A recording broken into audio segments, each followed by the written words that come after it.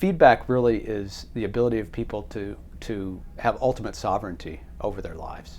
Something that sounds simple, but is actually very profound. The reason I say it's important not just to look at aid, but also to look at what else people think about their contexts, is that it's quite easy to think about feedback in the context of delivering aid or delivering services, delivering programs.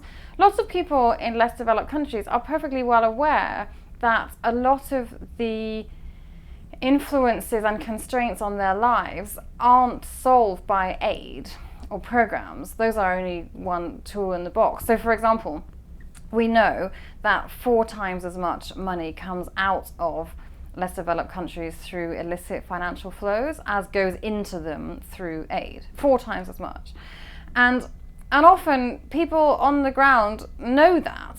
They know there's corruption, and they know that there are companies that are not paying tax. And a useful thing that the West can do and is starting to do is to change the system such that there is more resource and better rule of law within those countries. That's quite a different thing to delivering aid and delivering programs or services. But it's still important to hear what people think about what's going on in their community. And most importantly, and I think this is the biggest part of feedback, is you want to involve them in the process of change. Otherwise it becomes a paternalistic exchange, and you just kind of, continuing in this power dynamic where those that have power and money are helping those that don't, and it's just a cycle that will not help or support anybody.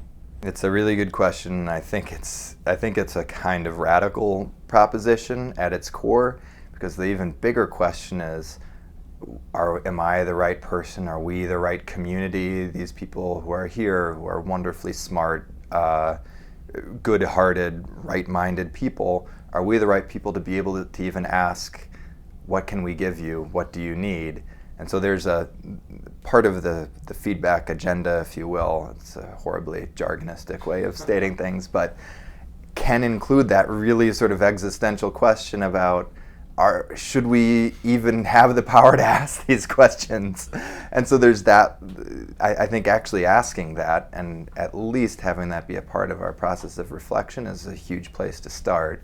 And then there's another set of more operational issues around what does it look like to have the design process be informed by truly collaborative working relationships with people that ostensibly are served by the sorts of programs that we in this community do, and what does it look like for that design process not to be a year or 3 months or 3 weeks or 3 days at the start of a project, but something that is an ongoing piece that is a part of everything that we do throughout the cycle of doing an international development project or effort.